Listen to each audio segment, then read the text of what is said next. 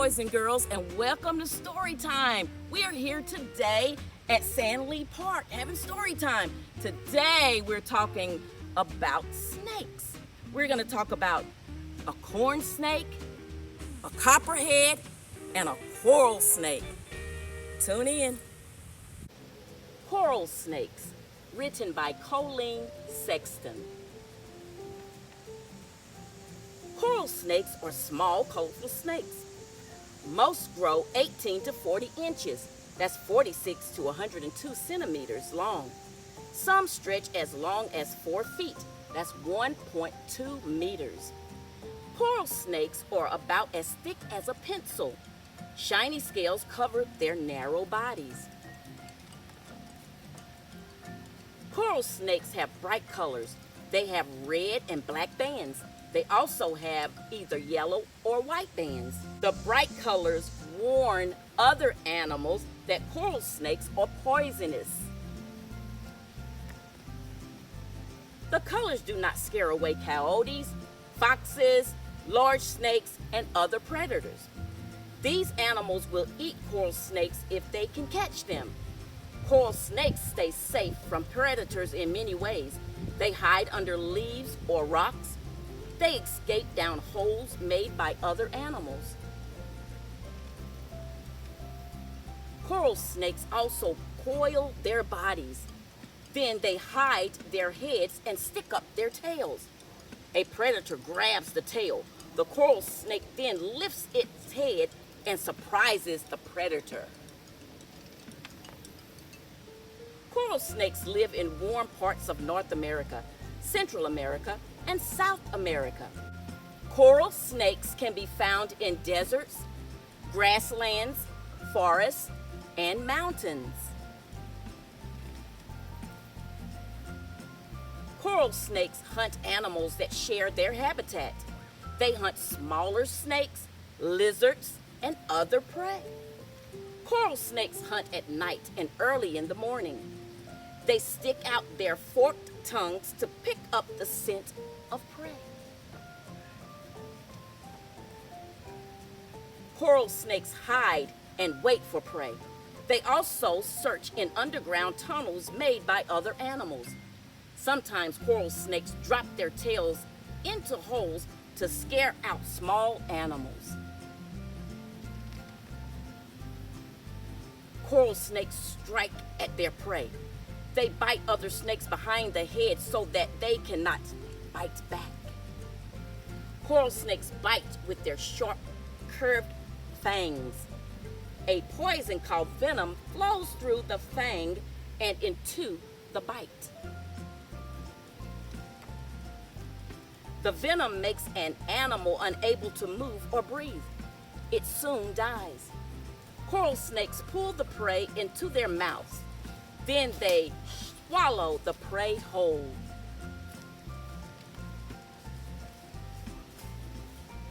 And that's the end.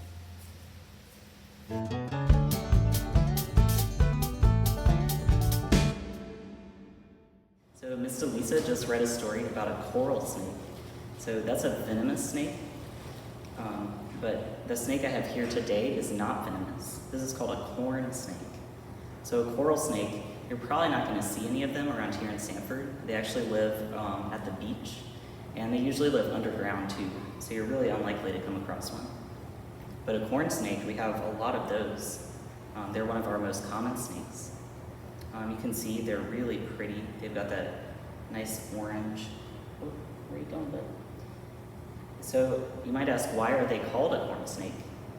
And there's actually 2 different reasons, and I can give you some hints. So see if you can come up with a reason while I'm giving you hints. So the first hint is look at that belly. Can you see the pattern on that belly? It's a little harder to see on this one. But see how it's got like some black rectangles and then some white rectangles too? So think of what that reminds you of. And then another reason is that they like to eat mice and rats. And mice and rats like to eat grains. So what do you think of? So I'll tell you the answer. So one of the reasons is that the corn snake's belly, it kind of looks like corn. So you know that kind of corn that's like all different colors and you get in the fall and it's dry? So the corn snake's belly looks like that corn. But then another reason that they could be called corn snakes is they actually eat mice and rats. And mice and rats like to live around where humans have stored grain, like corn. So that's one reason that corn snakes and a lot of different kinds of snakes are our friends, because we don't want mice and rats in our corn because they eat our food and they get their poop everywhere and they destroy our houses. So we don't want that. So corn snakes are our friends. And you can also see that I'm just holding this corn snake. So he is not dangerous at all. Even if he were to bite me, it would be like maybe a little paper cut. And he's not gonna bite me because he knows that I'm not trying to eat him. So if you look a little closer, you can see that he's got some scales.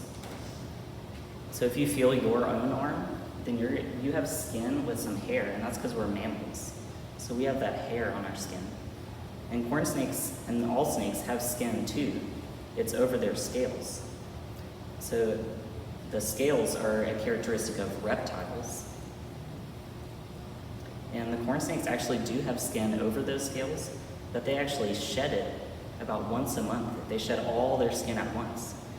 So you and I, we shed our skin like pretty much all the time in little tiny bits, but snakes don't do that. They actually shed their skin all at once.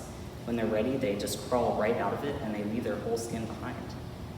In fact, they even have skin over their eyes. So it's probably hard to see over the video, but he's got big round eyes and they're wide open. He actually doesn't even have any eyelids.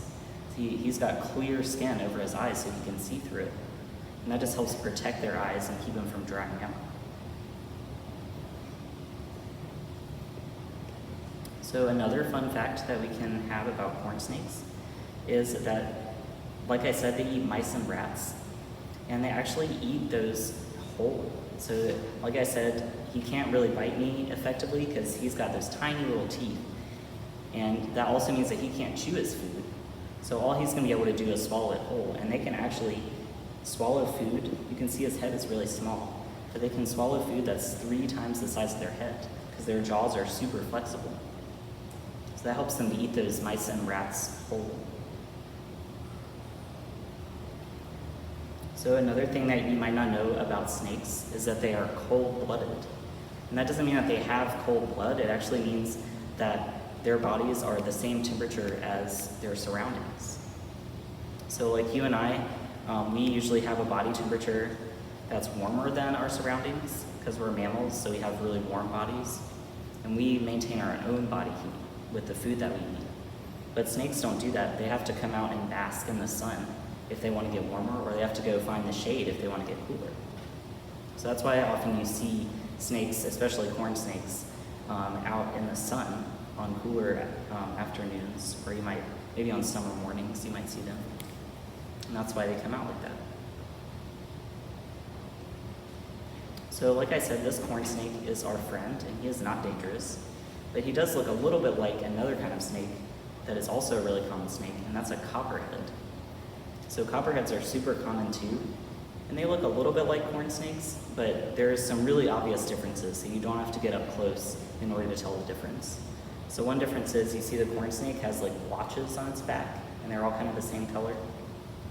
The copperhead actually has really bright, has like almost a pink background, and this really coppery hourglass shapes all down its back.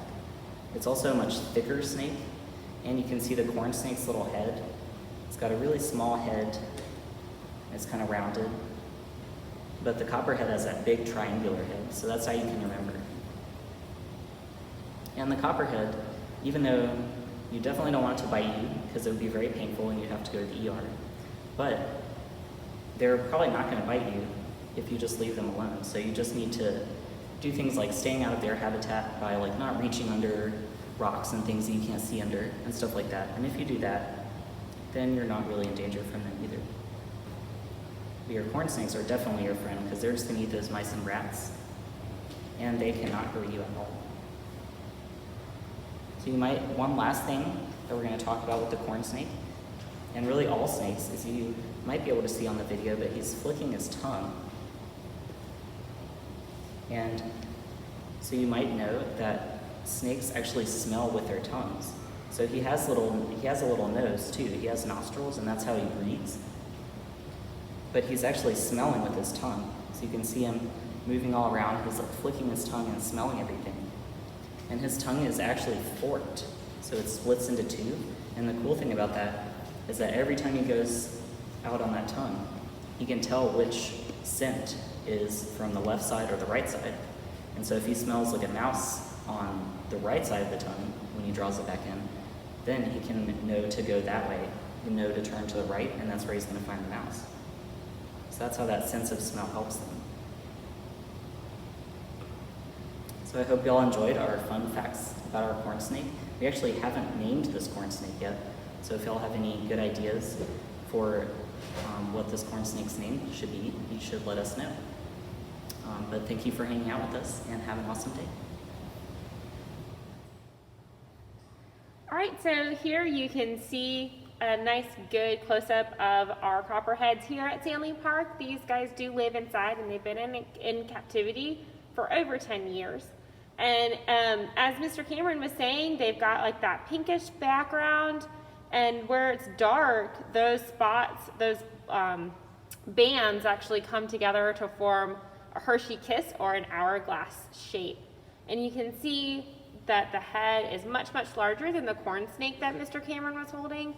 And that's where the venom glands are. And one thing you cannot see is that they do have the elliptical shaped pupils, so that means they're pointing at the top and pointing at the bottom. And the juveniles that you can see pictured here have that bright green tail. So those are the main differences between the copperhead and the corn snake. Hopefully you all will be able to come out and visit these guys soon.